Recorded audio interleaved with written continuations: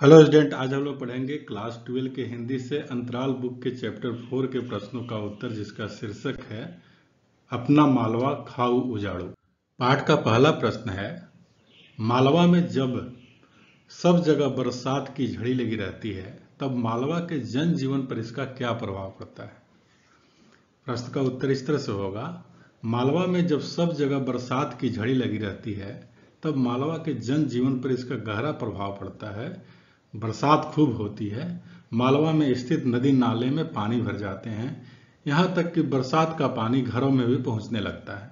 लेकिन फसलें लहलहा उठती है। मालवा में व्याप्त बावड़ी, तालाब, कुएं तथा तलैया सब में पानी लबालब भर जाता है।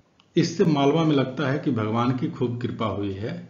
वहां की बरसात की झड़ी मालवा को समृद्धिशील बनाती है। पाठ का दूसरा प्रश्न है, अब मालवा में वैसा पानी नहीं गिरता जैसा गिरा करता था, उसके क्या कारण है। इस प्रश्न का उत्तर इस तरह से होगा, इस बात के बहुत सारे कारण हैं, जिसमें पहला है औद्योगिकरण। औद्योगिकरण ने पर्यावरण को नुकसान पहुंचाया है। इसके कारण पर्यावरण में भयंकर बदलाव देखने को मिले हैं। इसने जल, थल तथा भूमि को प्रदूषित कर दिया है, प्रदूषण को बढ़ावा दिया है। वायुमंडल में कार्बन डाइऑक्साइड गैस की अधिकता हो गई है, जिसके कारण मौसम पर प्रभाव पड़ रहा है या गर्म होती जा रही है, मतलब मौसम गर्म होता जा रहा है, जिसके कारण वायुमंडल और ओजोन परत को नुकसान पहुंच रहा है। और तीसरा है, पेड़ों की अत्यधिक कटाई के कारण मालवा की धरती उजड़ने लगी है। पाठ का तीसरा प्रश्न है, हमारे आज के इंजीनियर ऐसा क्यों समझते हैं कि वे पानी का प्रबंध जानते हैं और पहले जमाने के लोग कुछ नहीं जानते थे। इस प्रश्न का उत्तर इस तरह से होगा, आज के इंजीनियर अपने तकनीकी ज्ञान को बहुत उच्च मानते हैं, बहुत अच्छा मानते हैं। उनको लगता है कि पुराने जमाने में लोगों को तकनीकी ज्ञान नहीं था, कम था। वे तकनीकी शिक्षा से अनजाने थे, उनके बारे में जानते नहीं थे। ऐसा सोचकर वे स्वयं एक गलतफहमी में जीते हैं। वह मानते हैं कि पश्चिम सभ्यता ने ज्ञान का प्रसार किया है, भारत के लोगों को ज्ञान था ही नहीं। रिंसा के बाद से ही लोगों के अंदर ज्ञान का फैलाव हुआ है। पाठ का चौथा प्रश्न है, मालवा में विक्रमादित्य, भोज और मुंज रिंसा के बहुत पहले हो गए। पानी के रख रखाव के लिए उन्होंने क्या प्रबंध किए। इसका उत्तर इस तरह से होगा, इन राजाओं ने पठारों की कमजोरी को समझा और पानी को रोकने के लिए बेहतर इंतजाम किए। उन्होंने इसके लिए सबसे पहले वहां तालाब बनवाए, कुएं बनवाए, बावड़ियों का निर्माण करवाया। इस तरह से वह बरसात के पानी को जमा करके रख सकते थे।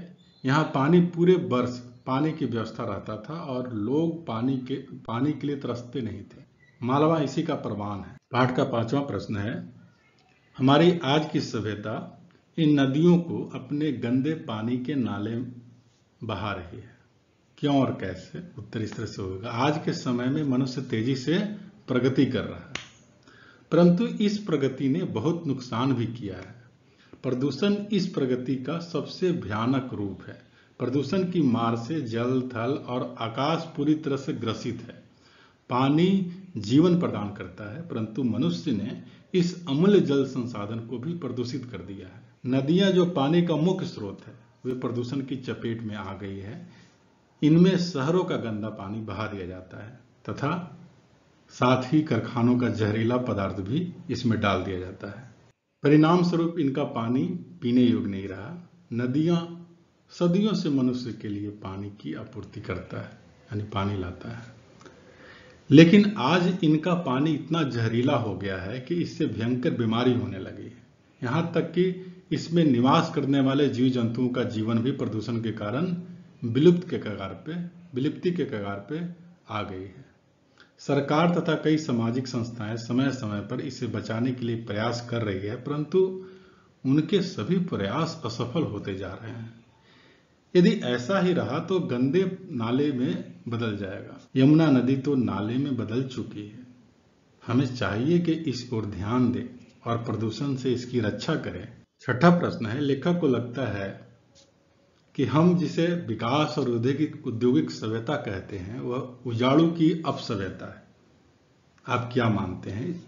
इस प्रश्न का उत्तर इस तरह से होगा, हम लेखक के इस कथन से बिल्कुल सहमत हैं। ऐसी औद्योगिक सभ्यता जिसने विकास के नाम पर प्रदूषण, प्राकृतिक दोहन, पृथ्वी का विनाश किया है, उसे अपसभ्यता ही कहेंगे। यह कौन सा विकास है जो हमें प्रगति के नाम पर विनाश की ओर ले जा रहा है? हम एक आविष्कार करते हैं और उसमें 5 नई समस्याएं पैदा कर लेते हैं। हम किसी भी विकास के साधनों पर नजर डालें तो हमें विकास के स्थान पर विनाश ही विनाश दिखाई देगा। मनुष्य ने अपनी उत्पत्ति के साथ ही पृथ्वी का दोहन शुरू कर दिया, परंतु जब दोहन की प्रक्रिया बहुत ही मंद थी, जैसे जैसे मनुष्य का विकास होता गया, उसने प्रकृति का दोहन तेजी से करना शुरू कर दिया। उसने रहने के लिए पेड़ों को काटा, आवास के लिए ईंट के निर्माण के लिए मिट्टी का प्रयोग किया, कोयले, सीमेंट, धातु, हीरे इत्यादि का भी आवश्यकताओं को पूरा करने के लिए उसने पृथ्वी को खोदा।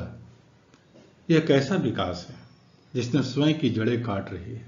अतः हम इसे अपसभ्यता ही कहेंगे। 7वां प्रश्न है, धरती का वातावरण गर्म क्यों हो रहा है?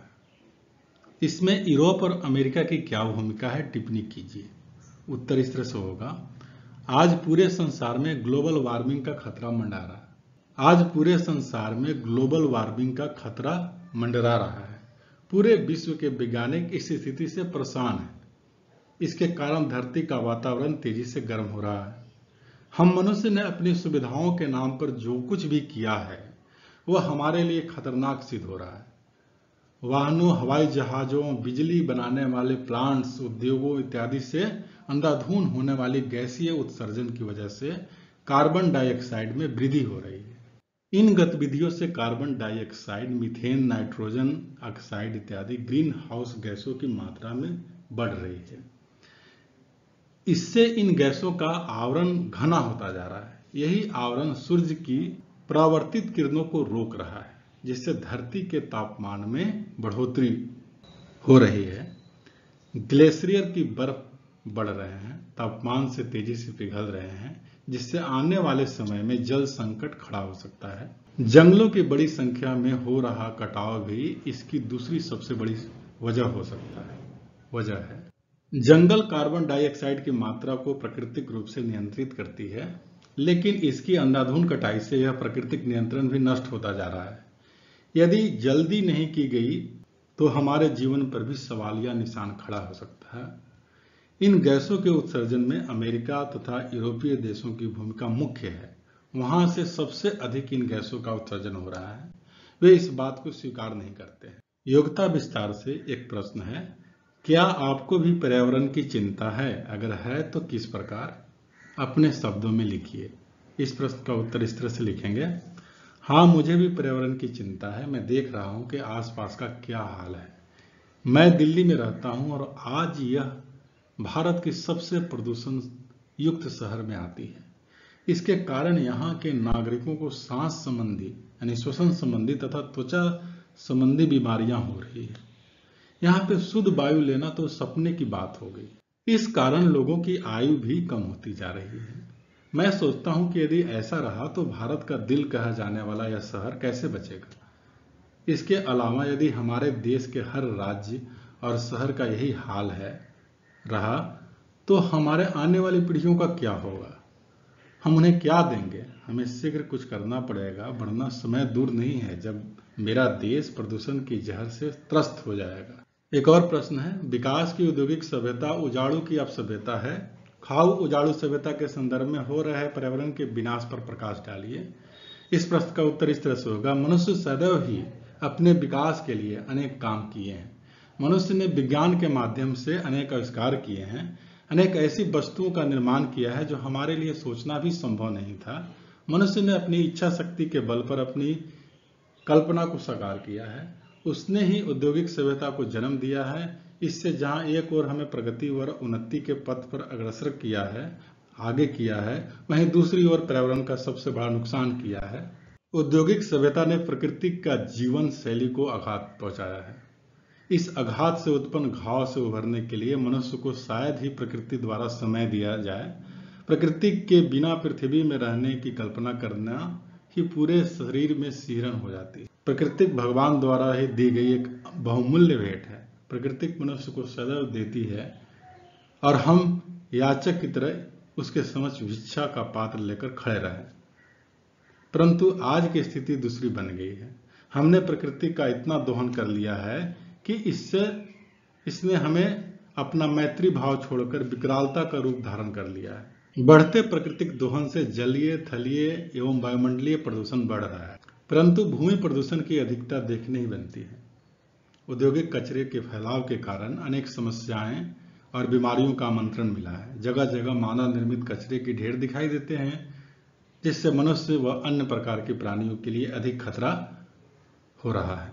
वनों के कटाव से भूमि के कटाव की समस्या और रेगिस्तान के प्रसार की समस्या सामने आ रही है। वनों के अत्यधिक कटाव ने जंगली जानवरों के अस्तित्व को संकट में डाल रखा है।